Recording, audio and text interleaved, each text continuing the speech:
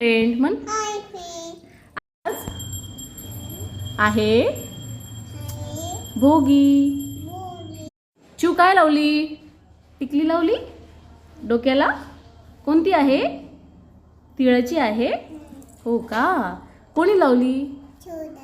चिव लावली. कोणी लावली तुला टिकली? हो का? आज काय आहे? भोगी म्हण. हॅप्पी भोगी म्हण सर्वांना. हां. माझे सर्व भोग स्वामी स्वामी स्वामी कमी करत